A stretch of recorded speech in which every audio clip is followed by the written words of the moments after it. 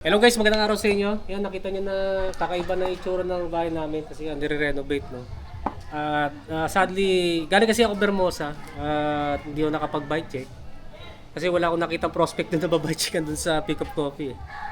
Yan, so dito na lang tayo mag-vlog, no. Anyway, for this video naman po, ang ita-topic natin today is yung top 3 na pinakamagaan na mga XC hardtail mountain bike frames na aluminum. So syempre sa mga sa mga weight winnies na gustong pagaanin ng bisikleta nila na rigid MTB, mapa crit o time trial setup na alangan sa alangan sa carbon fiber. Katulad ko medyo although na gusto ko pa rin mag-carbon pero medyo alangan na rin ako, no, kasi nga dati yung aking MC Tremor nga nag-crack doon sa ilalim ng down tube.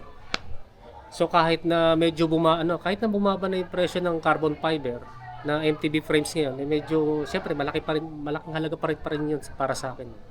Yan. So sa mga nag-aalangan mag-carbon at gustong pagaanin ng kanilang rigid MTB, meron tayong top 3 na pinakamagaan na XC hardtail mountain bike frames na aluminum. Yan, mga aluminum material, no.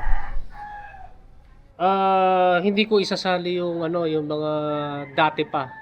Kasi marami na kasi akong na frame check sa mga videos, no, laro na nung pandemic. Katulad ng Mountain Peak Everest 2, wala nang nagbebenta noon. Pero isa na 'yon sa pinakamagaan na MTB frames na aluminum. Yung Mountain Peak Everest Pro na version 1, yan, hindi kasama sa list 'yan. Kasi phase out na rin 'yan kasi meron ng bago no, na model. Ano ba hindi ko isasali? Na kasi nga wala na sa market. Yung Saturn Janus na version 2 kasi matagal na rin model yun eh. Yung version 3 na Saturn Janus magaan din yun pero di ko alam kung available pa rin sa market, no. Kasi mga year 2023 meron na kasing Saturn Janus na version 3 eh. At saka ang alam ko bumigat na yun kasi nga yung version 2 nagkakaroon ng issue doon sa bandang rear triangle sa may chainstay nagka-crack. Kaya nagkaroon ng version 3 kasi yung version 3 may support na. So hindi kasama yun sa mga list ko kasi pagkaalam ko hindi na available sa market. So ang i-mention ko yung top 3 na mga XC hardtail mountain bike frames na pinakamagaan na aluminum na available pa rin dito sa market. Yun ang i-mention, yung sasabihin ko dito sa video na to. Yung top 3 na XC hardtail mountain bike frame, Submit Crazy Boost. Yan, Submit Crazy Boost na XC hardtail mountain bike frame. Yun nga, aluminum nga yun, no. Meron kasi akong video noon nung 2024 pagkatanda ko. Ang timbang ng frame na yon, yung Submit Crazy Boost na yon, medium yun na size 17 na frame, nasa 1.77 kilograms yung frame na yon, na including na yung true axle skiwer. So ang estimate ko lang kapag wala yung true axle skiwer, siguro mababawasan niya ng mga 50 to 60 grams o 70 grams. Yan. Yun yung timbang ng ng Submit Crazy Boost. Yun nga lang, ang alam ko, yung Submit Crazy Boost walang 27.5. 29er ang available lang sa market. Pwede naman mag-comment, no, kung mali ako, no. Ilagay niyo lang sa comment section kung meron pang 27.5 na Submit Crazy Boost. Pero pagka sa knowledge ko kasi wala. Kasi meron na kami dating nabentang ganun eh. Then, yung top 2 naman, kasi yung, di ba, yung Submit Crazy Boost, pangatlo sa pinakamagaan. Ang pangalawa naman na available dito sa market na pinakamagaan, yung 2024 model ng Submit, Mountain Peak pala. Mountain Peak Everest Pro na version 2. Yan. Ang alam ko, meron pa rin yan sa bike. Meron din yan sa Pops Pro. Sa mga online store sa Shopee, ang alam ko meron pa rin yan. Although na may lumabas ng bagong model ngayon na 2026 na Mountain Peak Everest na Everest lang. Kaso lang kasi yung 2026 mabigat yun eh. 1.9 kg yun kasama yung true axle skiwer. Yan. Yung sinabi ko na pangalawa, yung Mountain Peak Everest Pro na second version, 2024 model, na ano rin yun, natimbang ko rin yun eh. Nasa 1.75. Yan, 1.75 kg kasama na yung true axle skiwer. So, siguro magiging 1.7 flat o 1.69 siguro yan kapag wala yung true axle skiwer. Yan yung estimate ko pag walang true axle skiwer, no? Yan, yung aluminum niyan is aluminum 6061.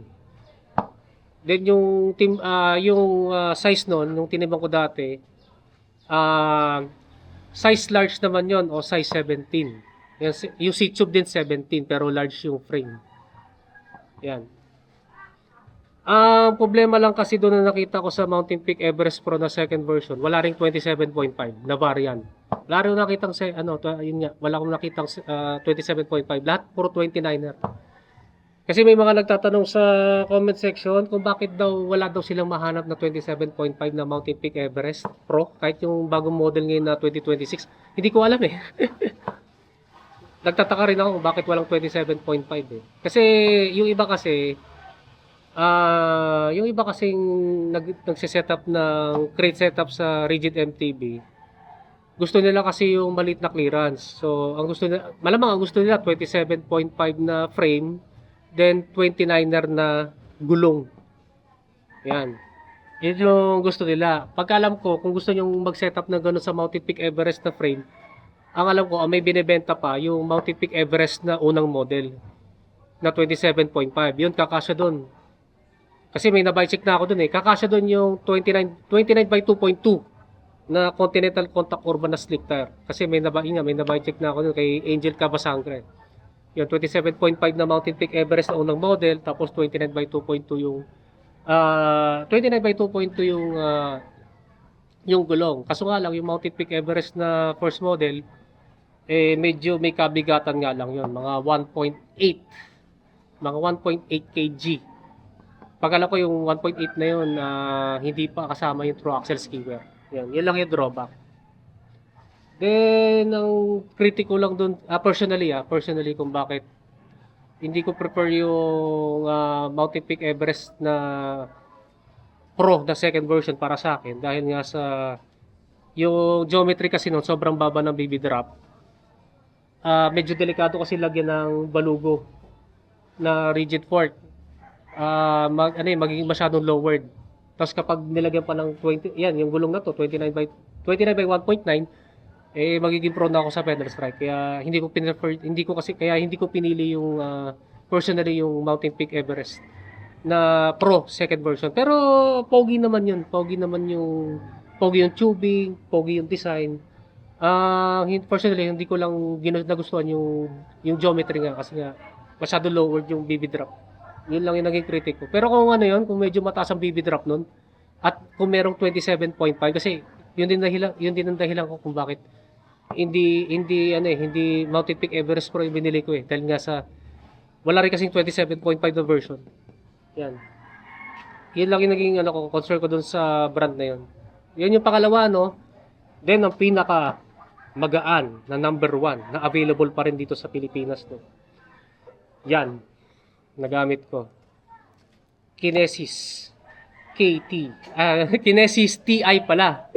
Kinesis TI 180. Yan. Kaya sinabi kong pinakamagaan yan kasi ang available lang kasi nito is 27.5. Walang ito yung kabaliktaran ng kabaliktaran ng Sagbit at saka Mountain Peak. Ito naman Kinesis na to, walang 29er na variant. Ito naman puro to 27.5 lang to. At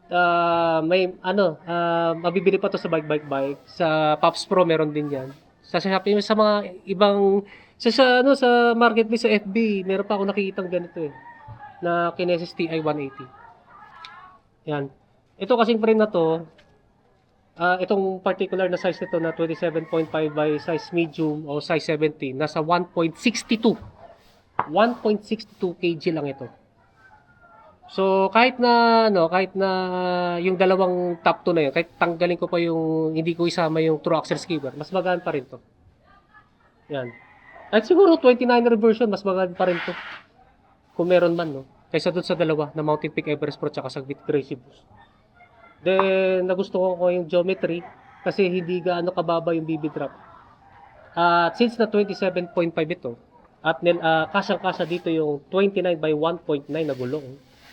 Eh, ano, yung crank arm tip to ground clearance ay mataas na mataas. So, never ako magkakaroon ng pedal strikes at saka kahit na kurbada, makakapagpadjak pa rin ako.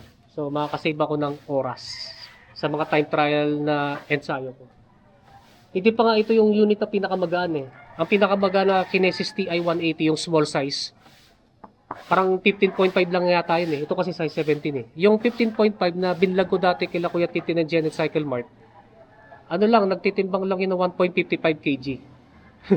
1.55 kg lang. Yan. So, sa mga nag-aalangan bubili nito, Kinesis na to, actually, mas nauna pa to kaysa doon sa Mountain Peak at saka Sagmit. Kung yung Mountain Peak tinatawag nilang overrated, ito naman underrated. Underrated to kasi mas nauna nga to eh, mas nauna to sa market kaysa doon sa Mountain Peak at saka Sagmit. At saka alam kong good na goods yung quality ng Kinesis kasi yung time trial bike ko dati na ini-sponsoran sa akin ng team noon sa Team Scott, Kinesis. Kinesis KT620 na time trial bike. So, nakailang podium na ako noon. Nagamit ko yung bike na yun. Kahit aluminum lang yun, ha. Kahit aluminum lang yun, ng frame set na yun. Nakapag-podium pa ako sa few na ITT events. Yan.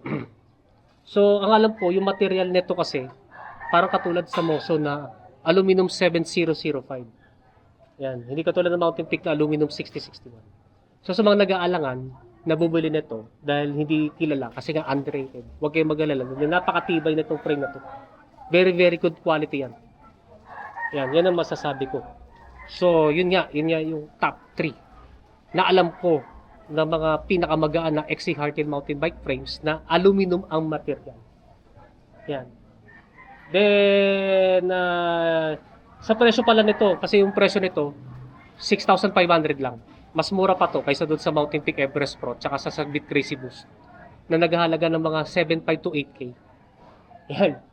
Yan. So, yun nga yung video natin. No? So, kung meron kayong tanong, kung meron pa kayong alam na ibang XC Hardtail mountain bike frames na aluminum na mas magaan pa na hindi ko nasabi, i-comment na lang ninyo sa comment section ng below.